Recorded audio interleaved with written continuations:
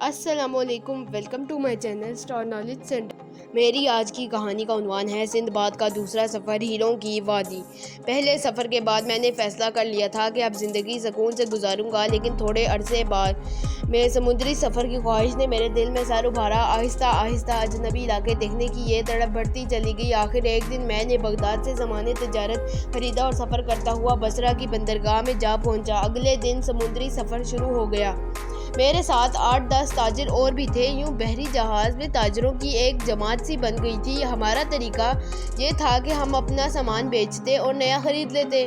اس طرح منزلوں پہ منزلیں مارتے ہوئے آگے بڑھتے چلے جا رہے تھے۔ میرے ساتھی تاجر انتہائی خوش اخلاق تھے۔ سفر میں دعوتیں بھی ہوتی اور تحفوں کا لین دین بھی۔ غرض بڑی عمدگی سے ہمارا سفر جاری تھا۔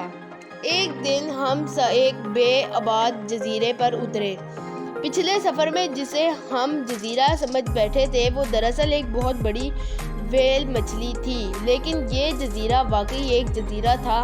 ہم ساحل پر اتر کر ذرا آگے بڑھے تو جزیرے کے باغ و بہار دیکھ کر حیران رہ گئے۔ ہر طرف جنگلی پھول کھلے ہوئے تھے، ان کے بیچ پھلدار درخت لہرا رہے تھے۔ نیچے زمین پر مخمل جیسی سبز گھاس اگی ہوئی تھی۔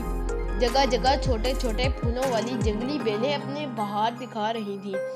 سمندر کی طرف سے تھوڑی تھوڑی دیر بعد ایسی ٹھنڈی ہوا آتی کہ سارا ماحول خوشبو سے مہک اٹھتا۔ جزیرے پر خاموشی نہ تھی، بلکہ خوش آواز پرندے یہاں وہاں گیت گا رہے تھے۔ میں نے ایسے شوخ رنگوں کے پرندے زندگی میں نہ دیکھے تھے۔ میرے ساتھی ہر طرف پھیل گئے اور سیر و سیاحت کا لطف اٹھانے لگے۔ تھوڑی دیر بعد ہم نے پھل توڑے اور آپس ہم ساحل پر اتر کر ذرا آگے بڑھے تو جزیرے کے باغ و بہار دیکھ کر حیران رہ گئے۔ ہر طرف جنگلی پھول کھلے ہوئے تھے، ان کے بیچ پھلدار درخت لہرا رہے تھے۔ نیچے زمین پر مخمل جیسی سبز گھاس اگی ہوئی تھی۔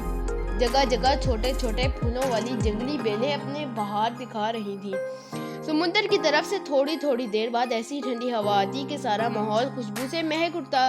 جزیرے پر خاموشی نہ تھی، بلکہ خوش آواز پرندے یہاں وہاں گیت گا رہے تھے۔ میں نے ایسے شوخ رنگوں کے پرندے زندگی میں نہ دیکھے تھے۔ میرے ساتھی ہر طرف پھیل گئے اور سیر و سیاحت کا لطف اٹھانے لگے۔ تھوڑی دیر بعد ہم نے پھل توڑے اور آپس میں بیٹھ کر کھائے۔ اس کے بعد ہم نے دوبارہ چہل قدمی کرنا شروع کر دی۔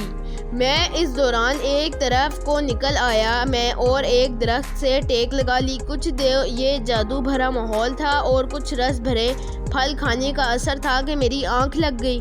مجھے نہیں معلوم کہ میں کتنی دیر سویا، البتہ جب اٹھا تو ہر طرف سنسنی تھی۔